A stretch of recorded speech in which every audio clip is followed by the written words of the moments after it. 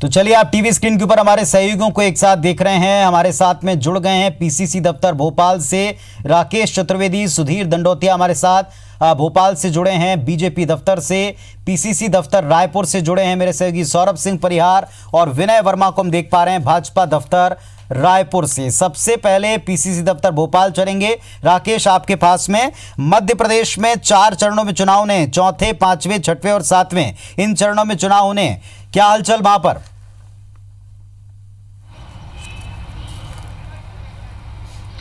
देखिए, इस समय मैं प्रदेश कांग्रेस कार्यालय के ठीक बाहर मौजूद हूँ और पुनीत हम देख पा रहे हैं कि सबकी नजरें जो है चुनाव आयोग की प्रेस कॉन्फ्रेंस पर लगी हुई थी, और हम देख पा रहे हैं कि फिलहाल पीसीसी दफ्तर में जरूर सन्नाटा है, लेकिन ये सन्नाटा इस बात का घोतक है कि कांग्रेस की तमाम जो तैयारी थी कि जैसे ही आचार संहिता मध्य प्रदेश में लगेगी तुरंत यहाँ के तमाम कार्यकर्ता हैं पीसीसी कांग्रेस कार्यालय में इकट्ठा होने के बजाय अपनी अपनी क्षेत्र में सक्रिय हो जाएंगे। ये पूरी कांग्रेस की प्लानिंग थी, और फिलहाल हम देख पा रहे हैं कि यहाँ पर प्रदेश कांग्रेस कार्यालय में जरूर हम देख पा रहे हैं इक्का दुक्का ही पदाधिकारी और तमाम कार्यकर्ता हैं, लेकिन तमाम कांग्रेस के जो लीडर्स हैं, कार्यकर्ता हैं, उनको निकाल दिया गया है क्षेत्रों में मध्य प्रदेश की तमाम सीटों में। हालांकि मध्य प्रदेश में जो चुनाव जो है चौथे चरण से इसकी शुरुआत होगी, लेकिन हम ये देख पा रहे हैं कि जिस तरह से जो विधानसभा में कांग्रेस की प्लानिंग थी कि प्रदेश कांग्रेस कार्यालय में या कांग्रेस दफ्तरों में इकट्ठा नहीं होना है, बल्कि क्षेत्रों में जाना है, सक्रिय होने जाना है। हमारे साथ कांग्रेस के जो है प्रवक्ता मौजूद हैं। अभी ही कुछ ही देर पहले आचार संहिता लागू हुई है और पीसीसी दफ्तर में सन्नाटा है। देखिए, कांग्रेस पूरी तरीके से चुनावी मुस्तैदी में है। हम चुनाव फाइट में हैं, हमने ज़बरदस्त तैयारी कर रखी है, और ये चुनाव जो है ये राहुल गांधी वर्सेस मोदी होना है। और अगर देखा जाए तो ये चुनाव मोदी वर्सेस आम जनता होना है, क्योंकि आज आम जनता ये पूछना चाहती है कि आपने जो 5 साल में वादे किए थे, कहाँ हैं 2 करोड़ लोगों की नौकरियां जो साल में आपने वादे किए थे? कहाँ है काला धन? कहाँ है 15 लाख रुपया? महंगाई की बात यह है कि जब भी चुनाव की तैयारी की जाती है तो जो प्रदेश दफ्तर होता है वहां पर तमाम नेता इकट्ठा होते हैं, कार्यकर्ता मौजूद होते हैं। जी जी, अभी 1:30 बजे कमलनाथ जी की आज पीसीसी और कई लोग हमारे बीएसपी के पूर्व विधायक, पूर्व भाजपा के अध्यक्ष, समाजवादी पार्टी के नेता भारी संख्या में जो है वो कांग्रेस ज्वाइन करके गए हैं। यहाँ अभी थोड़ी देर पहले आपने देखा होगा पूरा खचाखच भरा हुआ था पीसीसी। अब लोग जो हैं जो अपने क्षेत्रों में काम कर रहे हैं, पूरी लोकसभाओं में जो है पर्यवेक्षक और प्रभारी नियुक्त कर दिए गए हैं। हमारा काम जारी है और हमारी पूरी तैयारियां हैं। तो आप क्या ये मानते हैं कि इधर आचार संहिता लागू हुई और कांग्रेस कार्यकर्ता क्या जमीन पर उतर चुका है? इसमें बात नहीं है, काम तो सब लोग पहले से कर ही रहे हैं। आज जो है जो आपने देखा होगा भीड़ जो आई थी वो आज बीएसपी के जो कार्यकर्ता हैं, वो पदाधिकारी हैं, पूर्व विधायक उसमें शामिल हैं, पूर्व भाजपा अध्यक्ष शामिल हैं, उन्होंने आज कांग्रेस ज्वाइन की और माननीय कमलनाथ जी ने उनको। आकलन क्या है? 29 सीटें हैं वर्तमान में, केवल जो है 3 सीटें कांग्रेस में है, और पिछले चुनाव की बात करें तो 29 में से 2 सीटों पर संतुष्ट होना पड़ा था। मैं आपको बता दूं, मैं दावे से कह सकता हूं कि इस बार 3 सीटें भाजपा की होंगी और बाकी सीटें जो है 26 वो कांग्रेस में आने वाली हैं, क्योंकि वक्त बदलाव का है। जनता परिवर्तन चाहती है। जनता अब झूठे जुमलों में, झूठे वादों में फंसने वाली नहीं है। कांग्रेस का वचन था, हमने वचन निभाया मध्य प्रदेश में। हमारे अन्य राज्यों में जो सरकारें हैं, 5 राज्यों में जो वादा किया था वो पूरा किया है। हम वचन के साथ काम कर रहे हैं, और ये भी वचन है कि केंद्र में जब सरकार आएगी तो पूरे देश के किसानों का कर्जा माफ होगा। ये राहुल गांधी जी का वादा है। महिलाओं की सुरक्षा होगी, नौकरियों में युवाओं को नौकरियां दी जाएंगी, जो हमारे वचन केंद्र में होंगे। घोषणा पत्र वो पार्टी जो है अधिकृत रूप से बोल रही है कि जो जिस तरह से मध्य प्रदेश में जो जी चलिए राकेश, देश के किसानों का राकेश, अब इस तरह के दावे तो होते रहेंगे। राकेश, इस तरह के दावे होते रहेंगे। अब हम सुधीर के पास चलेंगे। सुधीर हमारे साथ में जुड़े हुए हैं। सुधीर, वहां की हलचल बताएं आप। चुनाव की तारीखों का ऐलान हो गया है, मध्य प्रदेश में 4 चरणों में चुनाव होने हैं।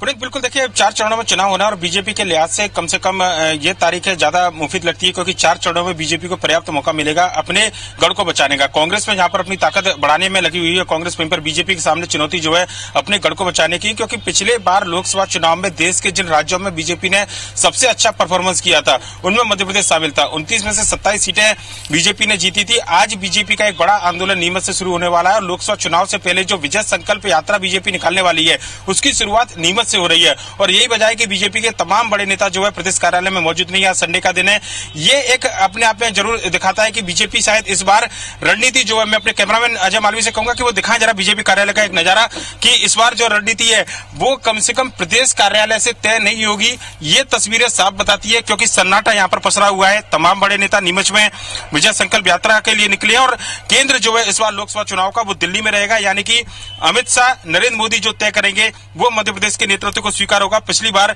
टिकट जो है जैसे फैसले कम से कम मध्य प्रदेश से लिए जा सकते और हलचल यहाँ पर दिखाई देती थी, यानी कि कहना होगा कि सत्ता में आने के बाद में कांग्रेस अपनी ताकत बढ़ाने में लगी है, वहीं पर बीजेपी को अपने गढ़ बचाने की चिंता है। यही वजह है कि फील्ड के अंदर ज्यादातर नेता और जो दूसरे कार्यकर्ता है वो नजर आ रहे हैं। मध्य प्रदेश के लिहाज से बात करें तो 29 अप्रैल को पहले चरण की शुरुआत जो है वोटिंग की होगी। चौथा चरण ये पूरे देश में होगा और 6 लोकसभा सीटों पर इस दौरान वोट पड़ेंगे। इसके बाद में 6 तारीख को 7 लोकसभा सीटों पर चुनाव होने हैं, 12 तारीख को 8 और 19 मई को जो आखिरी 7वां चरण है पूरे देश में, उसमें चौथे चरण के दौरान मध्य प्रदेश के अंदर 8 लोकसभा सीटों पर चुनाव होंगे। खास बात यह है कि मध्य प्रदेश के किस क्षेत्र को कहां से लिया जाएगा, ये एक सबकी निगाह जब विस्तृत टैली जो है चुनाव आयोग की आएगी उसके बाद में देखना होगा कि शुरुआत जो है किस तरीके से ली जाएगी, क्योंकि पिछली बार 2 चरणों में लोकसभा के चुनाव हुए थे मध्य प्रदेश के अंदर। इस बार संख्या चरणों की बढ़ी है, ऐसे में तैयारी का मौका ज्यादा है, क्योंकि 29 अप्रैल को पहले चरण के चुनाव होने हैं। ऐसे में यह उम्मीद अब की जा रही है कि कम से कम टिकटों को लेकर बीजेपी कोई जल्दबाजी नहीं दिखाएगी और आखिरी जो हफ्ता है खासकर मार्च का, यानी कि दूसरे और तीसरे हफ्ते में ही पहली सूची जारी होने की संभावना अब चुनाव आयोग की तारीखों के बाद में इस बात की उम्मीद, इस बात के कयास ज्यादा लगाए जा रहे हैं पुनीत। और ये कहना होगा कि एक चुनौती बीजेपी के लिए लक्ष्य को बचाना है कितना। ठीक है, तो बीजेपी के लिहाज से अब की बार तैयारियों का ज्यादा अवसर है। 29 सीटें यहाँ की हैं और बाकी के जो 4 चरण है, चौथा, 5वां, 6वां, 7वां, इसमें सीटें होंगी मध्य प्रदेश की 6, 7, 7 और 8 इन सीटों पर उन्हें। अब छत्तीसगढ़ का रुख करते हैं। सौरभ आपके पास आ रहे हैं। यहां हाल ही में कांग्रेस पार्टी ने सरकार बनाई, अभी कुछ देर पहले उन्होंने रिपोर्ट कार्ड भी पेश कर दिया। अब तारीखें आ चुकी हैं। जो शुरुआती 3 चरण है, पहला, दूसरा और तीसरा चरण, इसमें छत्तीसगढ़ में चुनाव होने, हलचल बताएं।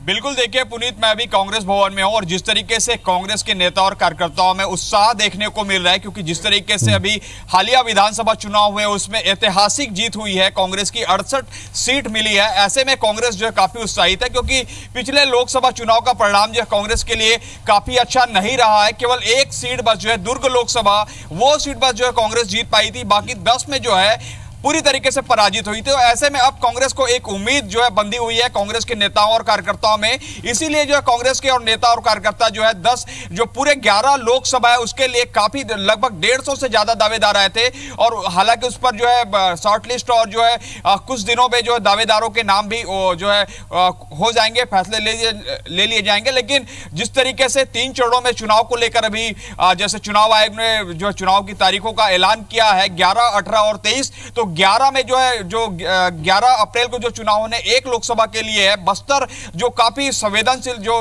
लोकसभा क्षेत्र है वहां पे चुनाव होंगे। पूरी तरीके से कांग्रेस की वहां पे तैयारी है। जिस तरीके से भूपेश बघेल जब मुख्यमंत्री बने तब जो राहुल गांधी को उन्होंने बुलाया और वहां पे जो है कई विकास कार्य कराए, फूड प्रोजेक्ट जो है, उसके अलावा जो है टाटा से जमीन वापस आदिवासियों की दिलवाई। तो इस तरीके से कई सारे मुद्दे हैं जहां पे बस्तर आदि जो जिस लेवल पे काम करना चाहिए था शुरुआती दौर पे वहां पे काम कर चुकी है, क्योंकि मालूम था जिस तरीके से बस्तर में अगर बीजेपी को हराना है तो निश्चित रूप से यहाँ पे कुछ काम ऐसा करना होगा जिससे आदिवासियों में विश्वास जगेगा। सौरभ, जल्दी से रिएक्शन ले लें आप थोड़ा, क्योंकि बाकी साथियों के पास में भी हम पहुंचेंगे और जानेंगे कि वहां क्या हलचल है। अगर कोई कांग्रेस का स्पोक्स पर्सन या व्यक्ति मौजूद हो जो इस पर रिएक्शन दे रहा हो कि 3 चरणों में अब की बार छत्तीसगढ़ में चुनाव हो रहे हैं, पहला, दूसरा, तीसरा, तीनों चरणों में सीटों की बात आ गई सामने, डिटेल आ गया सामने, आप बताएं क्या तैयारी वहां, अगर कोई रिएक्शन दे रहा हो तो।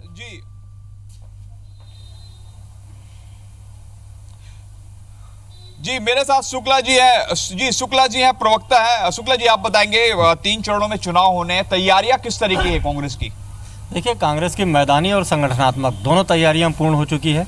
हमारा संकल्प शिविर के माध्यम से लोकसभा सभी 11 लोकसभा क्षेत्र के 90 विधानसभा क्षेत्रों में हमारा संकल्प शिविर लगभग समाप्ति की ओर है। इसके अलावा हमारे पास में 2 महत्वपूर्ण मुद्दे हैं। पहला तो भारतीय जनता पार्टी की केंद्र सरकार की 5 साल की जो नाकामियाँ हैं वो एक महत्वपूर्ण मुद्दा है। दूसरा, हमारी 3 महीने की जो सरकार है उसने जो उपलब्धियां, जो उसने इस अल्प समय में जो उपलब्धियां हासिल की है, चाहे किसानों को कर्जा माफ करने का मामला हो या किसानों को 25। शुक्ला जी भी है जो छत्तीसगढ़ किसान कांग्रेस के अध्यक्ष है। कैसे आप लोग जो है 11 की 11 सीटों पे जीत दर्ज करेंगे, क्या स्ट्रेटजी बनाई है आप लोगों ने? देखिए सौरभ जी, मैं पहले भी कहता था और अब पुनः कह रहा हूँ कि छत्तीसगढ़ में कांग्रेस कम से कम 11 सीट जीतने वाली, कम से कम। तो बुरे दिन जाने वाले हैं और अब अच्छे दिन आने वाले हैं। छत्तीसगढ़ के किसान, अन्नदाता खुशहाल हुए हैं, प्रसन्नचित हैं और अब इस चुनाव के माध्यम से निश्चित तौर पर पूरे देश में कांग्रेस की सरकार बनेगी, राहुल जी प्रधानमंत्री बनेंगे। और चलिए, तो अभी दावों का सिलसिला शुरू हो चुका है। निश्चित तौर पर यह दावों का वक्त भी है सौरभ, और तैयारियों को टटोलने का वक्त भी है। अब सीधा सवाल यह भी होता है कि कब आप अपने कैंडिडेट डिक्लेयर करते हैं। विनय के पास में जाऊंगा, बीजेपी दफ्तर रायपुर से हमारे साथ में जुड़े हुए हैं। विनय, जरा बात करें सीधे कि 3 चरणों में छत्तीसगढ़ में चुनाव होना है। पहले चरण से शुरुआत हो जाएगी, पहला, दूसरा, तीसरा, तीनों चरणों में छत्तीसगढ़ की सीटें शामिल हैं। कब तक आने वाले हैं कैंडिडेट के नाम सामने, क्या तैयारी है? देखिए, बिल्कुल जिस तरह से 11 तारीख से चुनाव होने हैं, इस तरह से लगभग 1 महीने का एकदम समय बाकी है। बीजेपी दफ्तर से सीधे बात करेंगे कि केवल जो आपके प्रदेश अध्यक्ष की घोषणा हुई है, देर लग नहीं रहा, देर हो रही है? बिल्कुल देर नहीं हो रही है। देश के महापर्व का आज ऐलान हुआ है और पूरे देश के लोग और साथ में छत्तीसगढ़ के लोगों ने एक मानसिकता बना ली है कि हम सुरक्षित हाथ में जो है पुनः देश को देंगे, मोदी जी को प्रधानमंत्री बनाएंगे। और जिस प्रकार से मोदी जी ने इस देश के अंदर में काम किया, छत्तीसगढ़ को भी बड़ी बड़ी सौगातें दी है। और आज छत्तीसगढ़ के अंदर में जो सुदूर बस्तर में रहने वाला आदिवासी भाई बहन, उसके सर पे पक्की छत, कभी जीवन में कल्पना नहीं किया था कि उसको प्रधानमंत्री आवास के तहत उसको पक्का मकान मिलेगा, गैस सिलेंडर मिलेगा, कभी उसने इस बात को नहीं सोचा था। तो जो गरीब तबके के लोग हैं, जो मध्यम वर्ग के हैं, जो मजदूर हैं, किसान हैं, युवा हैं, महिलाएं हैं, ये सारे वर्गों की चिंता जो है इस 5 सालों के अंदर में हुई है। लोग इस महापर्व में भाग लेंगे और इसके अंदर वोट के माध्यम से जो है वो एक महाहवन के अंदर में एक आहुति देंगे। मोदी ये तो कोई काम की बात, अगर कैंडिडेट घोषित करने की बात करें तो ये देर नहीं हो रहा कि अब घोषित करने, क्योंकि कांग्रेस की पहली सूची आज चुनाव आचार संहिता लगी है और भारतीय जनता पार्टी सतत तैयारी में रहती है। हमारी तैयारी पूरी है और आने वाले समय में बहुत जल्द जो है वो कैंडिडेट की घोषणा हो जाएगी और कार्यकर्ता परिश्रम की पराकाष्ठा करेंगे। फिर से हम चुनाव जीतने के लिए मैदान में उतरेंगे। आप महिला हैं, किस तरह से महिला विंग की तैयारी है आपकी? बहुत अच्छी तरह तैयारी है और छत्तीसगढ़ की महिलाएं तो हर क्षेत्र में आगे हैं। स्वाभाविक रूप से वो वोट के मामले में और पार्टी को चुनाव जिताने के मामले में भी आगे ही रहेंगे। युवा हैं, आप लोग किस तरह से तैयारी है? देखिए, भारतीय जनता पार्टी जो पूरे देश में अच्छा काम किया है, नरेंद्र मोदी जी की सरकार ने काम किया, उस आधार पे मोदी जी फिर सरकार में आएंगे और देश का विकास पुनः शुरू हो जाएगा। प्रवक्ता हैं हमारे साथ में, पहली लिस्ट जारी हुई, सब दावे कर रहे हैं 11 सीट है, विधानसभा में बहुत बुरी तरह से पराजित हुए हैं, क्या तैयारी है आप लोग? देखिए, विधानसभा चुनाव की अगर हम बात करें तो अलग मुद्दों पे चुनाव लड़ा जाता है, लोकसभा का चुनाव अलग मुद्दों पे लड़ा जाएगा, देश के नाम से लड़ा जाएगा, मोदी जी के नाम से लड़ा जाएगा। निश्चित रूप से भारतीय जनता पार्टी अपनी पुरानी स्थिति पे काबिज होगी। दबाव नहीं है किसी तरह का? कोई दबाव नहीं, भारतीय जनता पार्टी का कार्यकर्ता कमर कस के तैयार खड़ा है। देखिए, तो जिस तरह से बोल रहे हैं कि दबाव किसी तरह से नहीं है, भारतीय जनता पार्टी का जो कार्यकर्ता है पूरी तरह से कमर कस के तैयार हो रहा है। जो पिछली बार में ये बात आ रही थी कि कार्यकर्ताओं और जो पदाधिकारियों के बीच में थोड़े से मनमुटाव है, लेकिन अभी हाल ही में जो मोटरसाइकिल रैली निकाली गई थी, संकल्प यात्रा निकाली गई थी, उसमें युवाओं को जिस तरह से जो लग रहा था, उसमें से ऐसे माना जा रहा था कि करीबन जो युवा है वो बिल्कुल तैयार है और पदाधिकारियों जो कार्यकर्ताओं के बीच का जो मतभेद है उसे समाप्त करने की कोशिश की जा रही है। जी चलिए, हमारे साथ में सुधीर भी भोपाल से जुड़े हैं। सुधीर, आप बता रहे थे कि अब की बार अगर आप तारीखों या चरणों के लिहाज से देखें तो ये कहीं ना कहीं भारतीय जनता पार्टी को ज्यादा सपोर्ट करता है, लेकिन अभी भारतीय जनता पार्टी की मध्य प्रदेश, छत्तीसगढ़, राजस्थान में हाल के चुनाव में हार हुई है।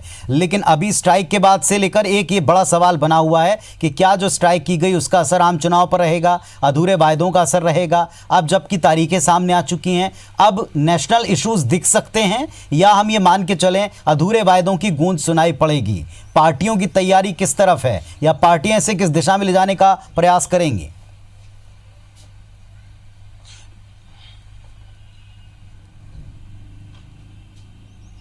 देखिए बिल्कुल पुनीत, ये बिल्कुल साफ कर चुकी है बीजेपी के किन मुद्दों के साथ में बीजेपी जनता के बीच में लोकसभा चुनाव को लेकर जाने वाली है। अगर विधानसभा चुनाव की बात करें तो मध्य प्रदेश और छत्तीसगढ़ के जो नतीजे हैं उनमें काफी ज्यादा अंतर है और वहां के मुद्दे और मध्य प्रदेश के मुद्दों में इस बार काफी ज्यादा अंतर नजर आता है। हालांकि एक समानता मध्य प्रदेश और छत्तीसगढ़ में विधानसभा चुनाव को लेकर रही है कि कम से कम दोनों सरकारें जो राज्यों की है, अगर छत्तीसगढ़ में जब कांग्रेस का चलिए सुधीर हम आपके पास लौटते हैं। हमारे साथ में बीजेपी से विधायक शिवरतन शर्मा जुड़ गए छत्तीसगढ़ से। शिवरतन शर्मा जी, 3 चरणों में छत्तीसगढ़ में चुनाव होने, तारीखों का ऐलान हो चुका है, कैंडिडेट का ऐलान कब तक? देखिए, कैंडिडेट का ऐलान तो पार्टी के संसदीय बोर्ड को करना है जी, और पार्टी उसकी प्रक्रिया शुरू करेगी और उचित समय पे उचित निर्णय पार्टी ले लेगी। छत्तीसगढ़ में विधानसभा चुनाव के बाद लगातार कार्यकर्ताओं में निराशा की बात की जाती रही, अब तारीखें आ गई सामने, अभी हाल में दौरा भी हो गया, अब लगता है कि तैयारी में थोड़ी तेजी दिखाई पड़ेगी, जो निराशा है वो छटेगी, हटेगी? देखिए, ऐसा है, लोकसभा और विधानसभा चुनाव के इश्यू अलग अलग रहते हैं। 93 और 98 में भी प्रदेश में कांग्रेस की सरकार थी, पर 96, 98 और 99 में तीनों बार लोकसभा के चुनाव हुए तो बीजेपी को छत्तीसगढ़ में बढ़त मिली, 7 और 8 सीट हमको मिली। तो विधानसभा का जो विषय था वो समाप्त हो गया और अभी पूरे देश का जनमानस नरेंद्र मोदी के पक्ष में है, तो निश्चित रूप से छत्तीसगढ़ का रिजल्ट भी भारतीय जनता पार्टी के पक्ष में आएगा और भारतीय जनता पार्टी 10 सीटों को फिर से प्राप्त करेगी। तो क्या अनुमान है आपको कि कितनी सीटों पर अब की बार आप विजय हासिल करेंगे और मुद्दे क्या रहने वाले हैं आपके मुताबिक? 11 जीतने के लिए लगाएंगे, पर इस बात के लिए आश्वस्त है कि पुराना रिजल्ट रिपीट होगा। लेकिन कांग्रेस का दावा है कि अब बहुत कुछ बदलने वाला, आधी सीटें भी बचा पाए तो बहुत होगी। ऐसा है, सब राजनीतिक पार्टियों को दावा करने का अधिकार रहता है। कांग्रेस पहले भी लोकसभा में दावा करती रही कि हम 10 सीटें जीत रहे हैं और हमेशा एक ही सीट जीत पाई पिछले 3 चुनाव में। अभी आपने कुछ देर पहले सुनी होगी, छत्तीसगढ़ में नई सरकार की एक प्रेस कॉन्फ्रेंस हुई, उन्होंने कहा अब की बार जब चुनाव होंगे तो चुनाव में इस सरकार के कामकाज का असर दिखेगा, मतदाताओं पर भी ये बात पहुंचेगी कि हमने कितने कम समय में वायदे पूरे किए हैं और देश में सरकार बदलेगी, उनका दावा। इस सरकार ने एक भी वायदे पूरे नहीं किए, जनता को दिग्भ्रमित करने का प्रयास किया है। किसानों की कर्ज माफी आधी अधूरी है, बिजली बिल माफी करने का वादा आधा अधूरा है, शराबबंदी इस प्रदेश में नहीं हुई, किसी बेरोजगार को 2500 का जो बेरोजगारी भत्ता था वो नहीं मिला, किसी चिट फंड कंपनी में निवेशकर्ताओं को पैसा वापस नहीं मिला। ये सरकार पूरी तरह से असत्य कथन कर रही है और जनता को अपनी गलती का एहसास है और भविष्य में भारतीय जनता पार्टी को जीतेगी। तो इसीलिए मैंने पूछा आपसे कि आप किन इश्यूज को लेकर जाएंगे, मौजूदा सरकार के अधूरे वायदों को याद दिलाएंगे या केंद्र सरकार के उपलब्धियों को बताएंगे? इस पूरे चुनाव में प्रमुख मुद्दा रहेगा श्री नरेंद्र मोदी के कार्यकाल, 5 साल के कार्यकाल में किए गए कार्य, चाहे विश्व के स्तर पर कूटनीतिक विजय प्राप्त करने की बात हो, चाहे देश की सुरक्षा का मामला हो, चाहे देश के विकास की बात हो। एक प्रमुख मुद्दा हमारा ये रहेगा, राष्ट्रवाद का मुद्दा रहेगा। और दूसरा, प्रदेश सरकार की जो असफलता है, 3 महीने में जो जनता को धोखा करने का प्रयास किया है, उसको भी जनता के बीच रखेंगे हम। चलिए, शुक्रिया आपका हमारे साथ में जुड़ने के लिए, बातचीत करने के लिए। शिवरतन शर्मा जी बीजेपी के विधायक हमारे साथ में जुड़े थे, वो बता रहे थे कि अब इन चुनाव के तारीखों के सामने आने के बाद जल्दी से जल्दी कैंडिडेट के नामों का ऐलान भी कर दिया जाएगा। छत्तीसगढ़ में आपको बता दें 3 चरणों में चुनाव होने हैं, फर्स्ट, सेकेंड और थर्ड फेज में। इसके अंतर्गत 11 अप्रैल को 1 सीट पर, 18 अप्रैल को 3 सीटों पर और तीसरे चरण के तहत 23 अप्रैल को 7 सीटों पर छत्तीसगढ़ में मत पड़ेंगे। 23 मई को नतीजे आएंगे। कुल 11 सीटें यहाँ की हैं। हमारे सहयोगी हमारे साथ में लगातार जुड़े। सुधीर, आपके पास एक बार दोबारा आते हैं, क्या इश्यूज अब की बार, सबसे इंपॉर्टेंट बात यह है कि क्या मुद्दे अब की बार छाए रह सकते हैं, क्योंकि एक तरफ राष्ट्रीय स्तर के ऊपर सरकार के कामकाज का आकलन या मौजूदा सरकार जो अभी हाल ही में परिवर्तित हुई है, बनी हुई है, उसका इंप्रेशन क्या सामने रहेगा आम जनता के?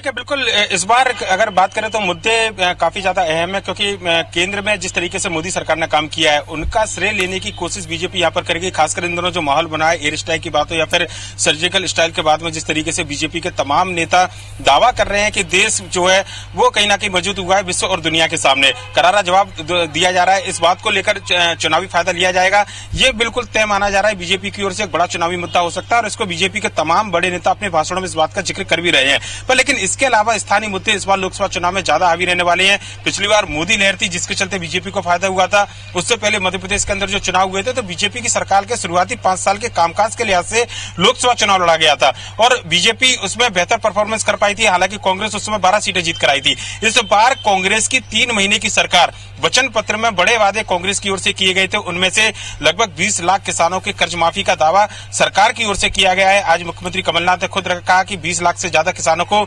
सर्टिफिकेट दिए गए हैं। बीजेपी के लिए एक सबसे बड़ा मुद्दा है। बीजेपी का कहना है कि 10 दिन के अंदर कर्ज माफी की बात हुई थी और लगभग प्रदेश के 55 लाख से ज्यादा किसानों का कर्ज माफ होना था। 3 महीने के बाद भी कांग्रेस की सरकार कर्ज माफ नहीं कर पाई है। इसके अलावा बेरोजगारी भत्ते की जो बात थी वो एक चुनावी मुद्दा बीजेपी के लिए होने वाला है। इसके अलावा अगर बात करें तो हाल ही में तबादले मध्य प्रदेश के अंदर जिस तरीके से हुए हैं उनको भी कहीं ना कहीं बीजेपी मुद्दा बनाने वाली है। यानी कि कांग्रेस की सरकार के 3 महीने के कामकाज का जो हिसाब है वो लोकसभा चुनाव में बीजेपी के नेताओं के द्वारा मांगा जाएगा, ये बिल्कुल तय है। बीजेपी की ओर से जो एक बड़े मुद्दे थे, 15 साल के शिवराज सरकार के जो कामकाज था वो बिल्कुल सरकार ने, जनता ने विधानसभा चुनाव में उसको नकार दिया था। ऐसे में उन तमाम मुद्दों के साथ में बीजेपी जनता के बीच में नहीं जाने वाली है।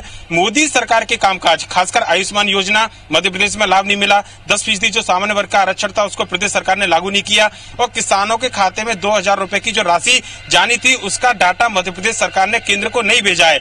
ये ऐसे मुद्दे हैं जिनको लेकर बीजेपी लगातार पिछले 15 दिनों से 20 दिनों से जो बीजेपी के तमाम बड़े नेता हैं, चाहे प्रधानमंत्री नरेंद्र मोदी की बात करें, अमित शाह की बात करें, पूर्व मुख्यमंत्री शिवराज सिंह चौहान की बात करें या फिर दूसरे तमाम नेताओं की बात करें, वो जनता के बीच में आम सभा में इन मुद्दों को उठाते रहे हैं। ऐसे में आने वाले 1.5 महीने का जो चुनाव मध्य प्रदेश के लिहाज से बीजेपी के प्रचार और जो राजनीतिक दलों के प्रचार के लिए रहने वाला है, इन मुद्दों के दम पर ही पूरा चुनाव ये लड़ा जाएगा। कांग्रेस के लिए राहत की बात यह हो सकती है कि अगर 20 लाख किसानों को कर्ज माफी के प्रमाण पत्र मिले हैं तो कांग्रेस अपनी पीठ थपथपा सकती है और बता सकती है कि आखिर इतने किसानों का कर्ज उन्होंने माफ किया है। साथ ही साथ तमाम जो बातें थी, चाहे वो भर्ती की बात हो, 27% एक सबसे बड़ा जो ओबीसी का आरक्षण है वो इस लोकसभा चुनाव में कांग्रेस की ओर से मुद्दा रहने वाला है। पुनीत, कांग्रेस को लगता है कि 27% आरक्षण देने के बाद में प्रदेश के जो 54% आबादी है, 54% जो वोटर है ओबीसी तबके के, उनका समर्थन हासिल किया जा सकता है। ऐसे में कांग्रेस की ओर से इस मुद्दे को जोर शोर से प्रचारित करने का काम जो है किया जा रहा है। मुख्यमंत्री अपने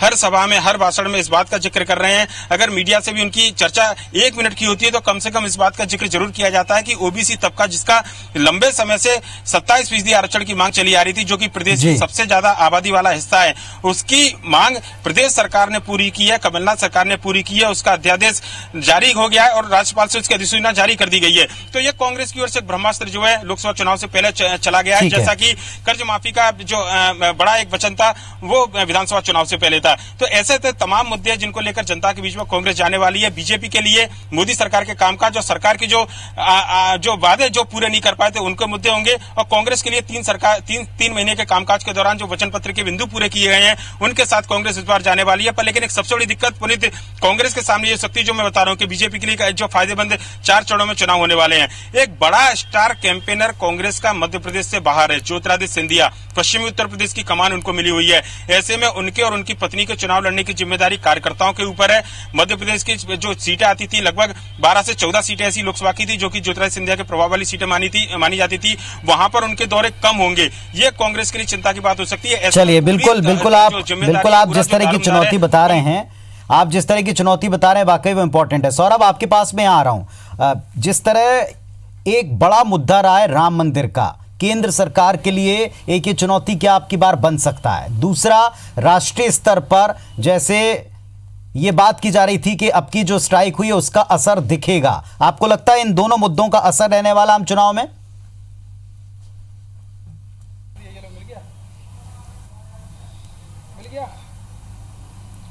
बिल्कुल, देखिए पुनीत, जैसे आपने कहा कि सर्जिकल स्ट्राइक का क्या जो है असर रहेगा, तो इसको लेकर जो है चुनाव आयोग ने सख्त निर्णय लिए हैं। उन्होंने कहा है कि किसी भी तरीके से एक देश के जो सैनिक है उनका जो है किसी भी पोस्टर या बैनर पे इस्तेमाल नहीं किया जाएगा, चुनावी प्रचार प्रसार में इस्तेमाल नहीं किया जाएगा। इसको लेकर जो चुनाव आयोग ने जो है स्पष्ट तौर पर निर्देश दिए हैं। वही अगर जो है राम मंदिर की बात की जाए तो 2014 में नरेंद्र मोदी ने यह वादा किया था कि उनके कार्यकाल में जो है जरूर राम मंदिर बनेगा। हालांकि अभी इसमें मामला जो है मध्यस्थता, 3 जो सदस्य है उनकी मध्यस्थता को लेकर मामला किया गया है और आगामी 8 हफ्ते के अंदर जो है इस पे कुछ जो पूरी रिपोर्ट है वो देने को कहा गया है। तो ऐसे में अभी जिस तरीके से इसमें 2 चीजें हैं, पहली बात कि राम मंदिर पे पूरी तरीके से सुप्रीम कोर्ट है और जो 3 सदस्यों की टीम बनाई गई है वो है। तो ऐसे में मोदी के पास लगता है कि इस बार वो वाला मुद्दा नहीं रहेगा, राम मंदिर वाला मुद्दा नहीं रहेगा। दूसरा, सर्जिकल स्ट्राइक की बात कर रहे हैं तो सर्जिकल स्ट्राइक को लेकर चुनाव आयोग ने सख्त निर्देश दे दिए हैं कि जो है आप किसी भी जो पार्टी, राजनीतिक पार्टियां हैं वो जो है अपने चुनाव प्रचार प्रसार में जो है सेना का इस्तेमाल या जो आर्मी है उसका इस्तेमाल नहीं होगा। तो ऐसे में मोदी के पास जो ये कयास पहले लगाए जा रहे थे कि पिछले 1 महीने पहले जो है लगातार जो है राहुल गांधी अटैक मोड पे थे कि किस तरीके से 4.5 साल तक जो है मोदी ने कोई काम नहीं किया, जिस तरीके से जीएसटी, नोटबंदी जैसे और तमाम मुद्दे को लेकर राहुल गांधी ने खासकर राफेल जैसे मुद्दे को लेकर घेरा था। तो उस वक्त ऐसा एक माहौल बना था कि निश्चित तौर पर नरेंद्र मोदी की जो ग्राफ है वो गिरावट आई है, वो निम्नतम दर्ज की ओर पहुंच रही है। लेकिन जैसे ही जब अभी पिछले दिनों जो है पुलवामा हमले के बाद जब सर्जिकल स्ट्राइक हुआ उसके बाद थोड़ा लगा कि मोदी जो है कहीं ना कहीं एक निर्भर आदमी है, जो पूरी तरीके से एक देश के लिए जो सोचने वाले आदमी है, निर्भीकता से पूरी तरीके से हमला किया। लेकिन जिस तरीके से जो चुनाव आयोग ने गाइडलाइन दे दी है कि इस पे इस्तेमाल नहीं करना है, तो ऐसे में अब मोदी के पास जो पूरी तरीके से जो बात कहें कि किस तरीके से होगा कि वो क्या बोलेंगे इस जो चुनाव प्रचार प्रसार में, तो वो उसका 2-3 जो उनका फ्लैगशिप योजना है, ये बात अपनी जगह है कि पहले भी कहा जाता रहा है कि चुनाव में इसका इस्तेमाल ना हो, लेकिन मूल बात तो ये कि क्या इसका असर रहेगा, क्या इसे उठाने की, बताने की कोशिश की जाएगी बिना फोटो के, बिना किसी भी तरह के बैनर पोस्टर के भी ये बात लगातार उठाई जाती रही डिबेट में। ऐसा हो सकता है। विनय के साथ में हमको कुछ लोग दिखाई पड़ रहे हैं। विनय, आपके साथ में कुछ लोग हैं, भाजपा के दफ्तर में आप मौजूद हैं। साफ तौर पर चुनाव में किसी भी तरह की एयर स्ट्राइक का इस्तेमाल नहीं करना निर्देश तो हैं, लेकिन राष्ट्रीय स्तर पर बीजेपी के पास में बताने के लिए फिर और क्या होगा? राम मंदिर का मुद्दा पिछली बार उठाया गया था, लेकिन अब तक वो 3 लोगों के मध्यस्थता के बीच उलझ गया। अगर हम रक्षा की बात करें तो इसमें अब आयोग सख्त हो चुका है कि रक्षा के मामलों का इस्तेमाल आप ना करें। तीसरी इंपॉर्टेंट बात यह कि अगर पिछली बार की नोटबंदी को ले लें, जीएसटी को ले लें, इसका रिएक्शन कांग्रेस पार्टी ने लोगों के बीच में जाकर के लिया और उनका यह दावा है कि यह जाने वाला सरकार के विरुद्ध में। फिर क्या बचता है बीजेपी के पास में? क्या लेकर जाएंगे? प्रदेश में बड़ी हार हुई, अधूरे वायदे या राष्ट्रीय स्तर के ऊपर सरकार के लिए चुनौती बने हुए, क्या मुद्दे होंगे उनके?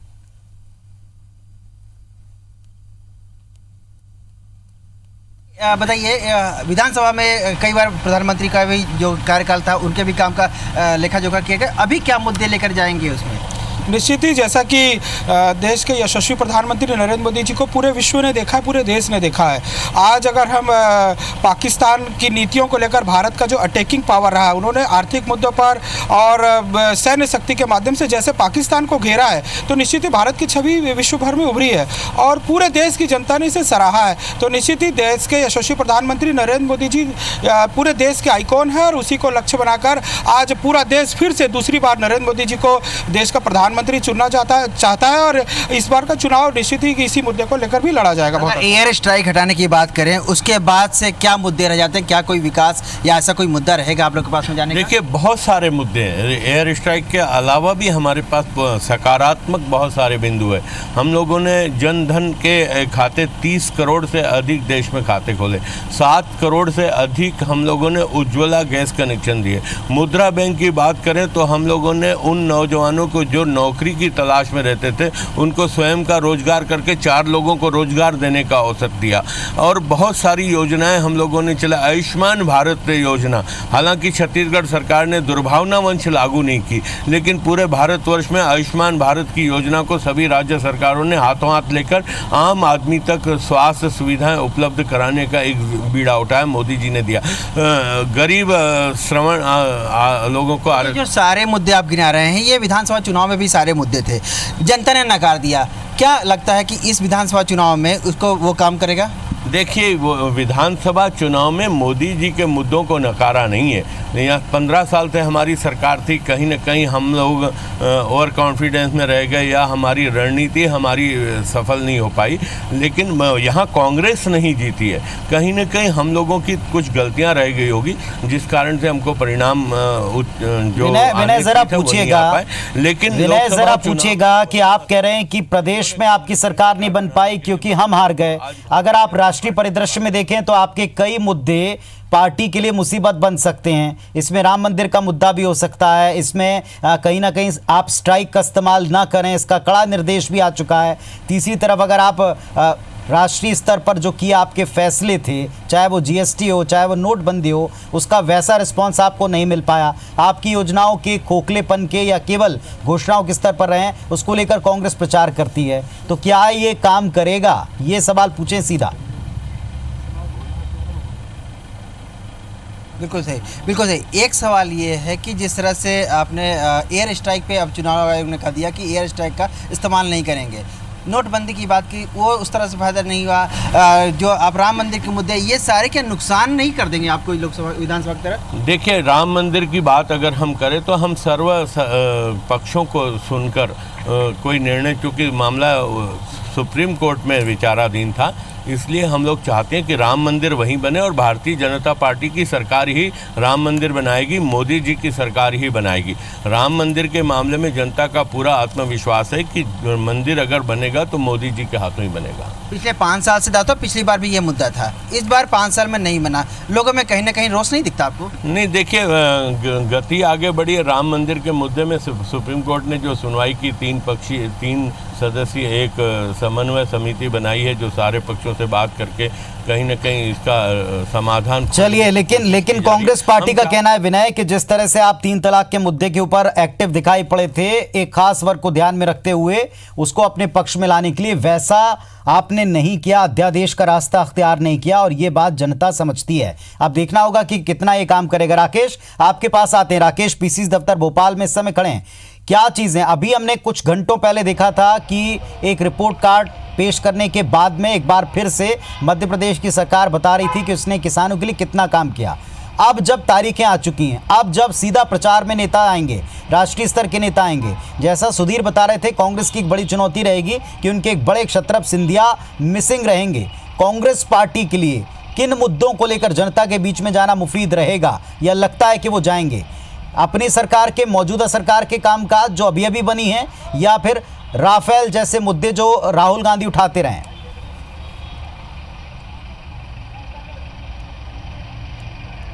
देखिए, मध्य प्रदेश कांग्रेस कमेटी ने जो तैयारी की है और अपनी पूरी रूपरेखा और कह सकते हैं कि एक्शन प्लान जो पूरा तैयार किया है, उसमें मुख्य रूप से जो मोदी सरकार की तमाम ऐसी मामले जो कि लगातार कांग्रेस राष्ट्रीय स्तर पर उठाती रही है, उन मामलों को मध्य प्रदेश में कांग्रेस बनाएगी। इसके साथ ही जो खुद की उपलब्धियां रहेंगी, कांग्रेस की खुद की उपलब्धियों के नाम पर मध्य प्रदेश में जो तमाम वादे पूरे करने के दावे किए जा रहे हैं, उनके जो है वादों पर, इन तमाम मुद्दों पर मध्य प्रदेश का चुनाव लड़ा जाएगा। कांग्रेस ने अपनी ये तस्वीर साफ कर दी है, जिसमें राष्ट्रीय नेता रहेंगे मध्य प्रदेश में, वो आएंगे, वो मोदी सरकार की जो विफलताएं रही हैं उनको बनाएंगे। राफेल जैसे तमाम मामले, नीरव मोदी जैसे तमाम मामले मध्य प्रदेश में कांग्रेस इन बातों को लेकर आएगी। इसके साथ ही जो मध्य प्रदेश में कांग्रेस की जो उपलब्धियां रही हैं, जिसमें कि एक मुख्य रूप से सबसे बड़ा जो किसानों को लेकर बात कह रही है कांग्रेस की, किसानों का जो कर्जा माफ मध्य प्रदेश में किसानों का किया गया है, और ये कांग्रेस जो अपने मैनिफेस्टो में भी इसको शामिल कर सकती है कि मध्य प्रदेश की तर्ज पर पूरे देश के किसानों का कर्जा माफ किया जाएगा यदि केंद्र में जो है कांग्रेस सरकार में आती है। तो ये मुख्य रूप से किसानों का मुद्दा लेकर मध्य प्रदेश में चुनाव लड़ा जाएगा। इसके साथ ही जो तमाम घोषणाएं मैनिफेस्टो की पूरी की गई हैं, जिसमें से कि जो पुलिस के लिए साप्ताहिक अवकाश की बात की जाए या फिर कर्मचारियों के लिए जो संविदा कर्मचारियों को परमानेंट करने की बात आ रही है, ऐसे तमाम मुद्दों को लेकर मुख्य रूप से जो है चुनावी मुद्दा रहेगा। तो साफ तौर पर यहाँ पर दो तस्वीरें सामने आ रही हैं कि जब बीजेपी की विफलताएं गिनाना होगी तो साफ तौर पर जो कांग्रेस है मोदी सरकार की विफलताओं को लेकर सीधा अटैक करेगी, और जब कांग्रेस को जनता क्यों चुने जब ये बताना होगा तो कमलनाथ सरकार की जो तमाम उपलब्धियां रही हैं, कम समय में जो तमाम काम किए हैं, उन उपलब्धियों को लेकर जो है जनता के बीच जाएंगे। पूरा जो रोड मैप तैयार किया गया है इन्हीं मुद्दों को लेकर किया गया है। यहां तक कि जब राहुल गांधी मध्य प्रदेश के दौरे पर आएंगे, राष्ट्रीय नेता आएंगे, वो सभाएं करेंगे, तब भी इन्हीं मुद्दों के इर्द गिर्द पूरा जो है कांग्रेस का पूरी तैयारी रहेगी। पुनीत, मैं एक बताना चाहूंगा कि जो आज आदर्श आचार संहिता लागू करने की जो है ऐलान हुआ है और मध्य प्रदेश में राजधानी भोपाल में इस पर अमल होना भी शुरू हो गया है। इस समय हम जो प्रदेश कांग्रेस कार्यालय के ठीक बाहर हैं, हम साफ तौर पर देख पा रहे हैं कि यहां पर जो नगर निगम का अमला पहुंच चुका है, तमाम राजनीतिक होर्डिंग पोस्टर्स जो हैं वो यहां से हटाए जा रहे हैं। और जो है जैसे ही आदर्श आचार संहिता मध्य प्रदेश में लागू हुई है, जो इलेक्शन कमीशन से सभी जगह निर्देश जारी किए गए हैं, सब कलेक्टर से कहा गया है कि तुरंत इस पर अमल शुरू कर दिया जाए। हालांकि हम बात करें तो राजधानी के तमाम जो चौराहे हैं, चाहे प्रदेश कांग्रेस कार्यालय की बात करें या फिर बीजेपी दफ्तर की बात करें या फिर दूसरे राजनीतिक दलों के जो दफ्तर हैं उनके बाहर और जो चौराहे और सड़क हैं वहां पर ये जो है कार्रवाई जो है शुरू हो चुकी है। देर रात तक ये कार्रवाई आज जारी रहेगी और फिर कल अल सुबह से ये जो कार्रवाई है वो जो है चलेगी। करीब 3 से 4 दिन तक ये पूरी मुहिम नगर निगम को चलाना पड़ेगी, क्योंकि राजधानी भोपाल में तमाम सड़कें, तमाम चौराहे इस तरह से जो राजनीतिक पार्टियों के बैनर पोस्टर हैं उनसे पटे पड़े हैं। फिलहाल जो कार्रवाई की जा रही है ये प्रदेश कांग्रेस कार्यालय के ठीक बाहर की तस्वीरें हैं। हालांकि जब यहाँ पर नगर निगम का अमला पहुंचा था तो कुछ कांग्रेस कार्यकर्ताओं ने इस पर आपत्ति ली थी। उनका ये कहना था कि जो कार्रवाई की जा रही है ये एक तरफा कार्रवाई की जा रही है, लेकिन उनको बताया गया है कि जो नगर निगम की अलग अलग टीमें हैं, अलग अलग जो है इलाकों में, अलग अलग एरिया में निकली हुई हैं और इससे मतलब नहीं है कि किस राजनीतिक दल का बैनर पोस्टर है, होर्डिंग्स हैं। लेकिन हाँ, ये मुहिम राजधानी भोपाल में शुरू हो चुकी है। भोपाल कलेक्टर को इलेक्शन कमीशन से सीधे तौर पर निर्देश है कि जो आदर्श आचार संहिता है उसका पालन किया जाए और जो जिस तरह से ये चुनाव प्रभावित करने की जो पूरे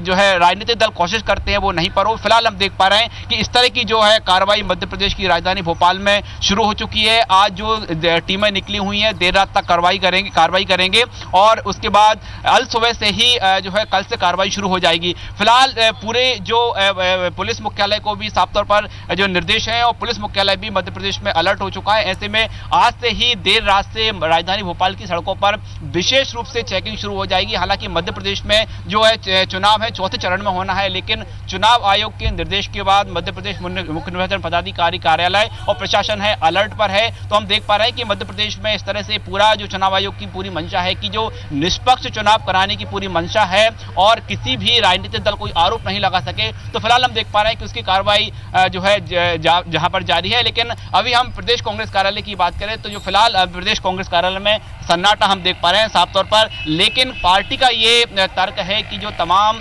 जनप्रतिनिधि, तमाम जो कार्यकर्ता पदाधिकारी हैं उनको मैदान में जो है अभी से कांग्रेस पार्टी ने अलर्ट कर दिया है। हालांकि टिकट वितरण वो एक अलग बात है, लेकिन अभी से बूथ लेवल पर कांग्रेस की तैयारी हो चुकी है और जो तमाम राजनीतिक दल के कार्यकर्ता हैं, जो तमाम पदाधिकारी हैं वो मैदान में जा चुके हैं। फिलहाल जो है राजधानी भोपाल। चलिए, अब ये मैदानी तैयारी वाकई मैदान के ऊपर कितना असर दिखाती है राकेश, ये देखना पड़ेगा। और इस समय हमारे सहयोगी नासिर ने बातचीत की है केंद्रीय मंत्री नरेंद्र सिंह तोमर से। क्या उन्होंने कहा है, सुनवाते हैं आपको। लोकसभा चुनाव की तारीखों का ऐलान हो गया है और मध्य प्रदेश में 29 अप्रैल को वोटिंग होगी। हमारे साथ इस समय मौजूद है केंद्र सरकार के मंत्री नरेंद्र सिंह तोमर जी और उसके बाद किस तरह की तैयारी है उनसे पूछे। सर, किस तरह की तैयारी है? अब तारीखों का ऐलान हो गया है, मध्य प्रदेश में 29 अप्रैल को चुनाव होना है। लोकसभा चुनाव सामने है। आज चुनाव आयोग ने चुनावी कार्यक्रम की घोषणा कर दी है। मध्य प्रदेश में चुनाव चौथे चरण में है और देश में 7 चरणों में चुनाव संपन्न होगा। भारतीय जनता पार्टी लोकसभा चुनाव के लिए पूरी तरह तैयार है। हमारे सभी कार्यकर्ता अपने अपने काम पर लगे हुए हैं। इस बार भी क्या ग्वालियर सीट से फिर दावेदारी फिर मूड में है लड़ने के?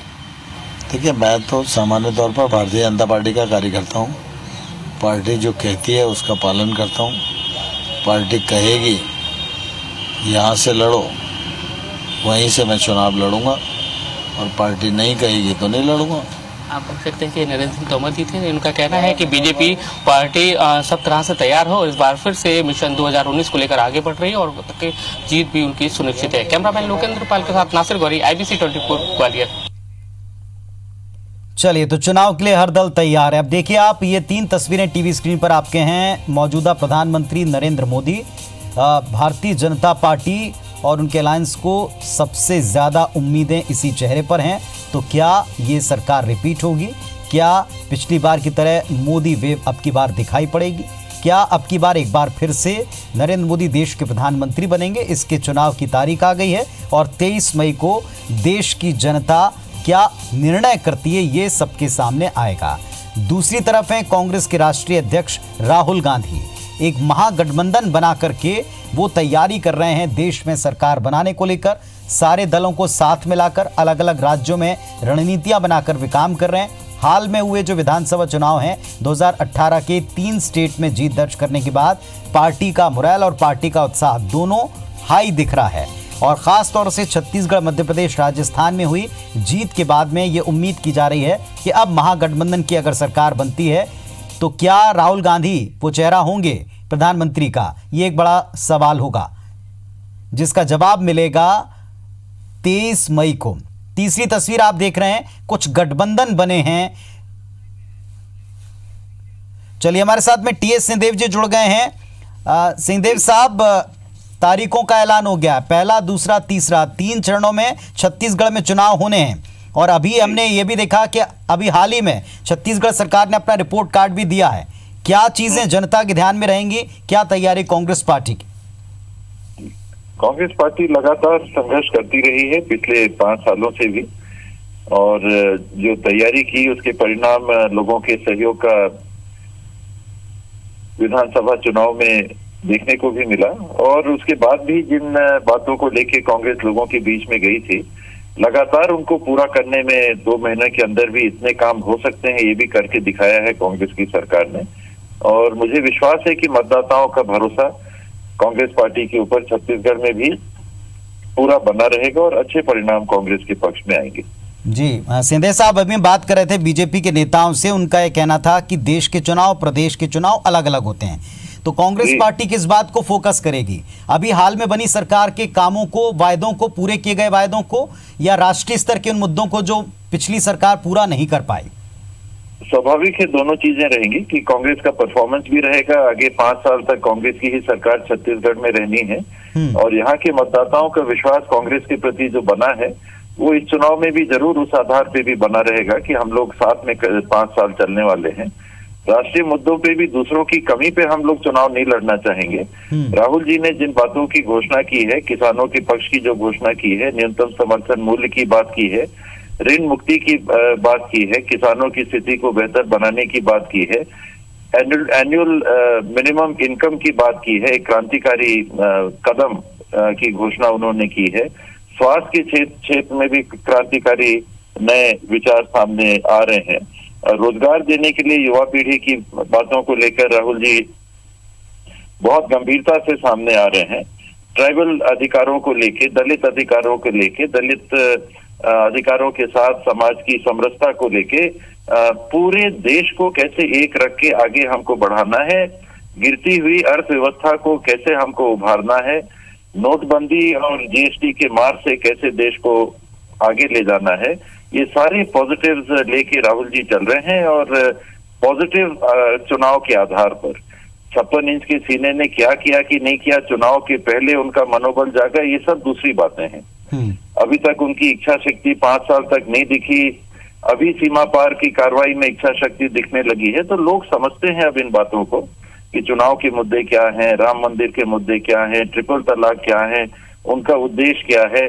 सच्चा उद्देश्य लोगों के हित का नहीं है, सच्चा उद्देश्य उन मुद्दों से लोगों का ध्यान हटाना है जिन मुद्दों में उनकी कमी दिखती है।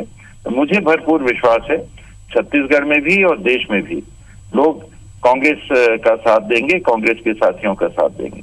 लेकिन सिंहदेव साहब आप जैसा बता रहे हैं, राहुल गांधी खुद राफेल का मुद्दा उठाते रहे हैं। जब बीजेपी मुद्दा उठाती है एयर स्ट्राइक का तो उसका भी पूरी तरह अपोज किया जाता है। आपने उन अधूरे मुद्दों का जिक्र किया। पिछले आर्थिक जो सुधार थे सरकार जो आते ही किए था और क्रांतिकारी जिन्होंने बताया था, जिसमें जीएसटी भी था, जिसमें नोटबंदी भी था, इन सब का कहीं ना कहीं हिसाब भी जनता को देना पड़ेगा बीती सरकार को, और इस मुद्दे को भी शायद कांग्रेस उठाएगी। निश्चित रूप से देखिए, राफेल का मुद्दा केवल देश के धन के दुरुपयोग का नहीं है, उसके चोरी का नहीं है, उससे सीधे सीधे रोजगार से जुड़ा हुआ था। राहुल जी का यही कहना था कि एक तो 30,000 करोड़ से ज्यादा का व्यवसाय एक ऐसे व्यक्ति को दिया गया जिनका एक दिन का भी अनुभव उस क्षेत्र में नहीं था, अनिल अंबानी को। और HAL की जो हमारी देश की फैक्ट्री है, जानी मानी फैक्ट्री है, शासकीय उपक्रम है, उससे हजारों नौकरियां, लाखों नौकरियां सृजनित हो सकती थी अगर राफेल जेट की निर्माण की बात, जो यूपीए के समय का सौदा है, उसको पूरा किया जाता।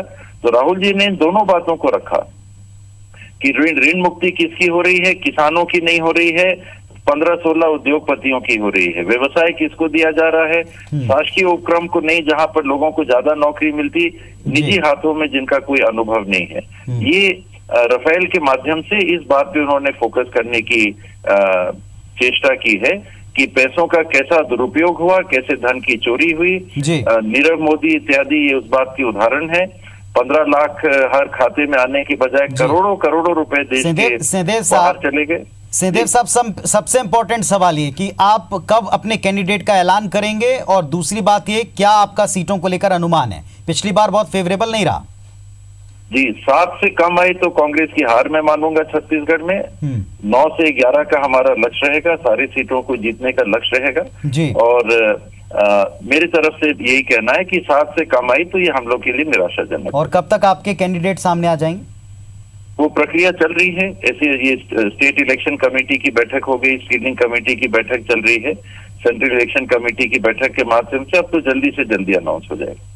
चलिए, आपको बहुत बहुत शुक्रिया हमारे साथ में जुड़ने के लिए, बातचीत करने के लिए। टी.एस. सिंहदेव साहब, मंत्री छत्तीसगढ़ शासन, हमारे साथ में जुड़े थे और ये बता रहे थे कि अधूरे मुद्दे से कहीं ज़्यादा फोकस कांग्रेस पार्टी का उस कंस्ट्रक्टिव विजन के ऊपर रहने वाला है, जो आने वाली सरकार अगर कांग्रेस पार्टी की बनती तो वो देश के लिए करना चाहेंगे और इसी को प्रचार में रखते हुए आगे करेंगे। और साथ में छत्तीसगढ़ में जो 3 चरणों में चुनाव होने हैं, इसमें कम से कम 11 में से 7 से 9 सीटें अगर आती हैं तब कांग्रेस पार्टी की जीत वो मानेंगे और इसके लिए जुट जाने की बात वो कहते हैं। तो आपको बता दें कि देश के चुनाव की तारीखें सामने आ चुकी हैं, आदर्श आचार संहिता लागू हो चुकी है और जैसे ही तारीखों का ऐलान हुआ इसके बाद रिएक्शन हम तक आ रहे हैं। विक्रम हुसैन डी क्या कह रहे हैं, आपको सुनवाते हैं।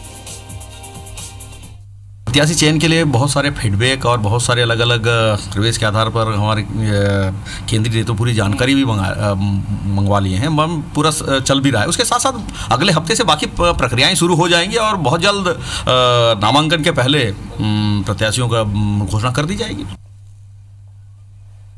चलिए, तो छत्तीसगढ़ में जो भाजपा के नए बने जो अध्यक्ष बता रहे थे कि किस तरह से उनकी तैयारी, और आपको बता दें कि जो 11, 18 और 23 तारीख को जो 3 चरणों में छत्तीसगढ़ में इलेक्शन होने, बस्तर में 11 अप्रैल को और 18 तारीख को जो दूसरा चरण है इसमें कांकेर, राजनांदगांव, महासमुंद की 3 सीटें होंगी और 23 तारीख को जो होगा उसमें रायपुर, बिलासपुर, दुर्ग, सरगुजा, रायगढ़, कोरबा, जांजगीर चांपा ये सीटें होंगी। हमारे तमाम सहयोगी हमारे साथ में जुड़े रहे, आप तीनों का हम शुक्रिया अदा करते हैं। अपडेट्स आप लेते रहें, आपके पास हम लौटेंगे। तो देश में चुनाव की तारीखों का ऐलान हो गया, 7 चरणों में चुनाव होंगे, छत्तीसगढ़ में 3 चरणों में होंगे, मध्य प्रदेश में 4 चरण में होंगे और इन सभी चरणों में सीटों पर अब आदर्श आचार संहिता लागू होने के साथ साथ दलों की तैयारी किस करवट बैठती इस पर नजर हमारी बनी रहेगी। फिलहाल इतना ही, नमस्कार।